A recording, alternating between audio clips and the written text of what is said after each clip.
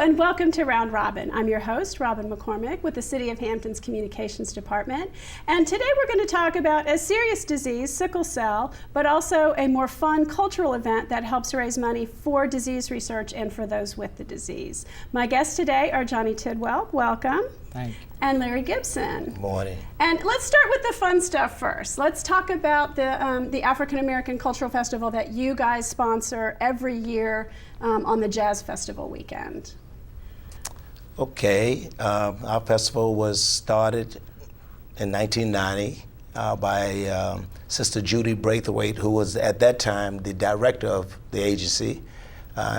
She collaborated with Mary Helen Jackson, another a community activist and citizen of Hampton.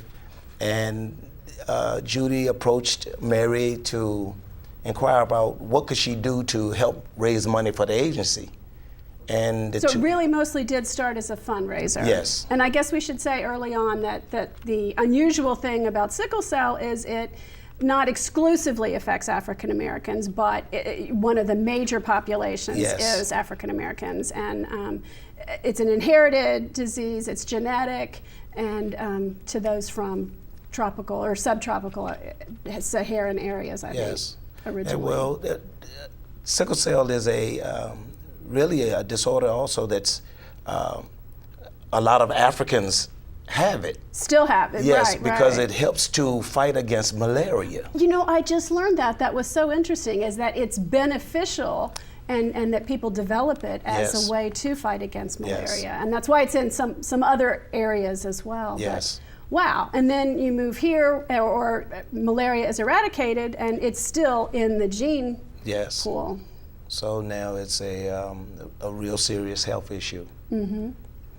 So the idea was in 1990 to raise money both for research and for helping people with the education. Disease. Right. You know, because a lot of people still aren't aware of who it affects and how it affects you.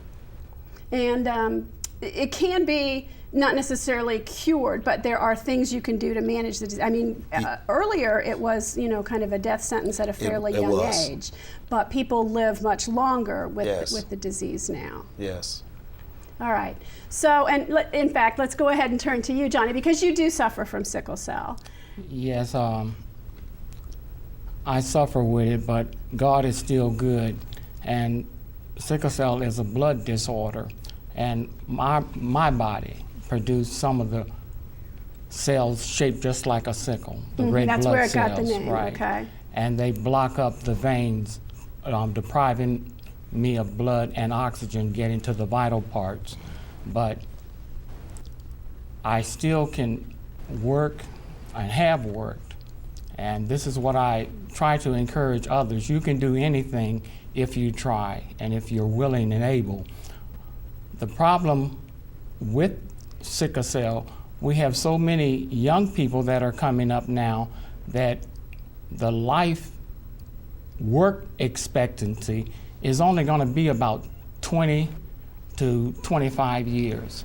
So if you don't start working early, then by the time you get 30 and then you are 25 or 32, you aren't able to work. And to get disability, I've got a caseload of about 250 families, and out of that caseload, I've only got about 4 people that have worked on a job or jobs long enough to get retirement. That's a hard thing, and it's something that you faced. You retired from the shipyard when you were no longer able to work full-time, at least at that job. I think you work a lot of hours now for the Sickle Cell Association at the Peninsula. Well, many hours. Many volunteer hours at this point. Like I said, I work because I'm trying to help others. Mm-hmm. I want them to realize being sick, knowing your body, taking your meds, your folic acid, is something that we need to do every day. But I have waited, and many of the clients, they wait till they're having an intense, a particular symptomatic period. Right. And then by the time you get to the hospital, your pain level's already at a 9, and then you get to the hospital or the ER, and then you have to wait hour and a half to see the doctor, and your pain level is still going up. The thing to remember, pain is much easier to control when it's low, but you let it escalate and get high, you're not going to do it. So education is also a big part of what you do, and the association is to teach people to recognize signs and to manage the disease, because it is at least a little bit more manageable now than it used to be. Yes. And you work with a lot of people to help them get disability or the health benefits or whatever you can, I guess. Well, we do what we can. We help with cutoff notices, disability referrals. We do a lot of referrals, and to tell them where to go, because there's a lot of people out here that are agencies that will help you. And this disease affects, I think I read, about 1 in 500 African Americans. So that's a lot when you look at the population here. That's quite a few people. Yes. And do you do also, I guess, genetic counseling, or people can check and see if they carry, because it requires both parents to have the disease to have the trait in order for it to become a disease? Well, there's a mandate that said that all the children born in Virginia have to be tested. I think it was 1975 that came out. So identifying it early is a good thing, because then you can begin treatment before you get really, really symptomatic. Yes. And it can also, I think, cause problems very early in childhood, so if you know that's coming. Well, your problems come in at, you need to know what problems you're having. I have problems in my hip, my joint areas. I have SC.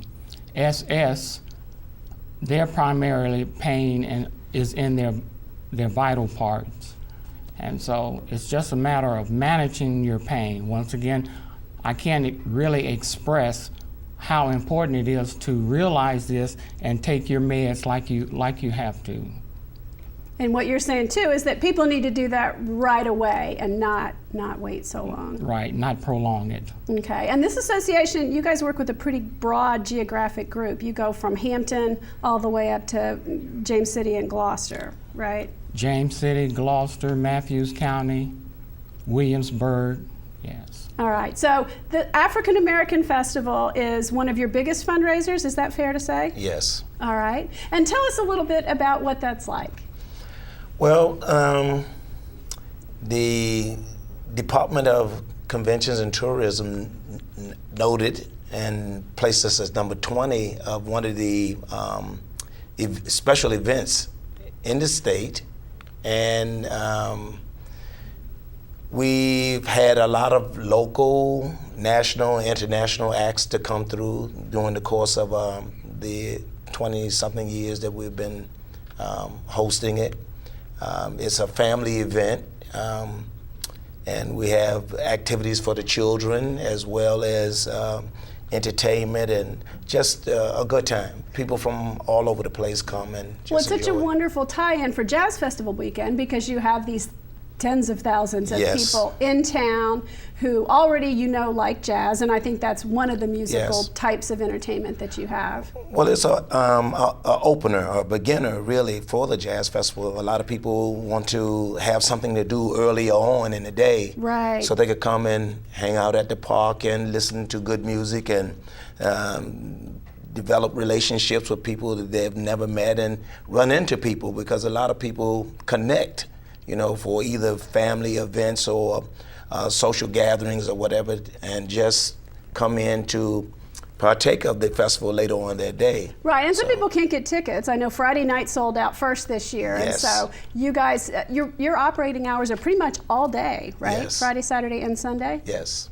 And what else is there? There's music, We have vendors, food vendors, merchandise vendors that's lined up in the street and in the park. So people could come in and buy handmade jewelry, buy clothing, whole bunch of stuff. All right. Well, let's A lot talk of stuff. about some of the things that you brought today, because I think these are cultural kinds of examples and Yes. art and historical and music artifacts that you guys would sell or display. So talk first about. This piece? Yeah. Go ahead and show us this how piece that. and this Either piece? one, right?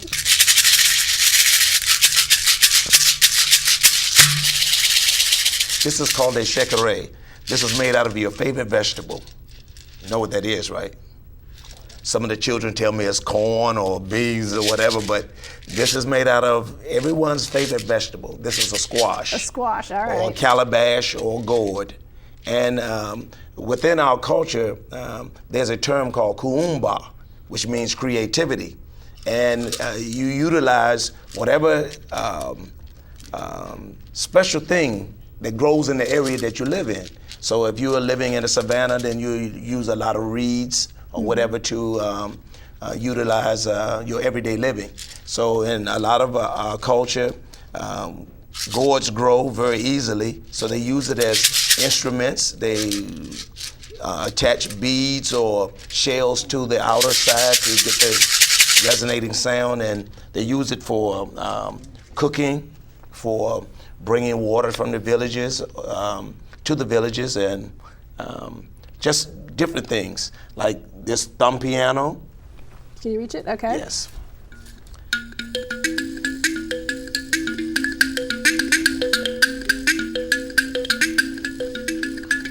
You would like to dance now, would you? I know I would.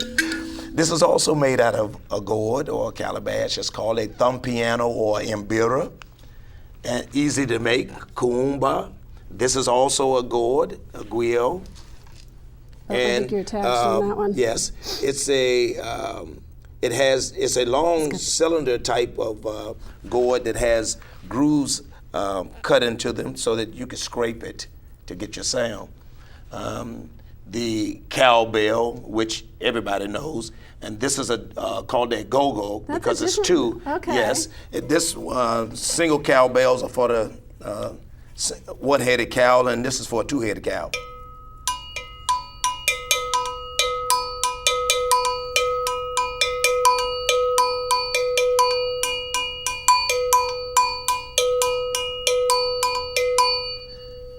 And this piece is my pride.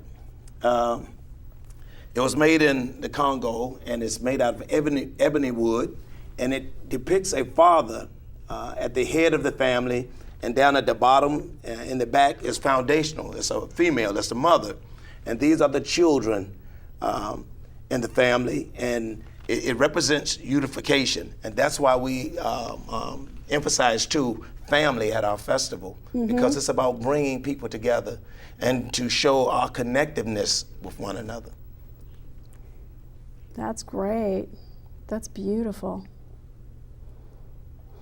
Okay, so what kind of food do you have at this festival? Is it also traditional, or do you have the street vendors that are at a lot of places?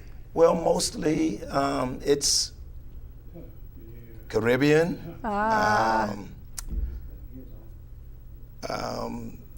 Every day, but not every day. You know, it's things that a lot of people look forward to when they come to festivals or go to other places. But it's if you aren't a cook, you know, and you dab into every area, people come to the festival to see, let me try this, or what is this, you know, and there's an exposure of all different kinds of foods, you know, from Caribbean to African to a variation of what we as African people have brought to America. So it's hodgepodge, Okay. but it's good. I look forward to it. And it's nice that you're open on Fridays, because then you've got all the people who work downtown or work in City Hall that can come by for lunch or, you know, sneak out briefly during the Yes, day. yes. The vendors are set up kind of early, so those that do want to venture out, you know, they have already started cooking. But we really don't really kick off until after 5 when everybody gets off. Okay. All Yeah, right. but Well, I it's look wonderful. forward to it. Oh, it's wonderful. This year and every year. Come hang out, have a good time. Okay, and now we were hoping you might play the drum for us a little bit after we're done. Is that possible? That's possible, and you also have to dance for us. You might not want that. You never know. Oh, the rhythm is in there. Oh yeah. I will try. Okay. All right. How's that? It's good. Okay, so we're going to take a short break then, Okay. and come back, let you get your drum and get ready to go. All right. And I hope to see you at the African American Festival. And thank you for watching and learning about this disease, and potentially participating in raising money for a cure and to help those who suffer. Thank you. Thanks for doing that for me. I appreciate it. For us, today was routine.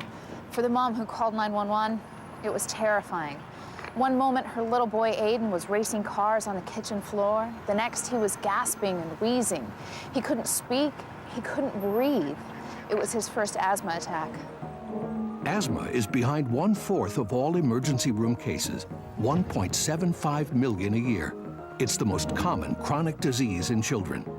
60% of asthma attacks are allergic reactions to familiar triggers such as pollen and pet dander, or invisible allergens from household pests. In fact, rodents and cockroaches leave behind potent asthma triggers. 82% of homes tested contained allergens left by mice. In cities, cockroaches are almost unavoidable, found in 78 to 98% of homes. But they're not unstoppable. Learn how to protect your family at pestworld.org.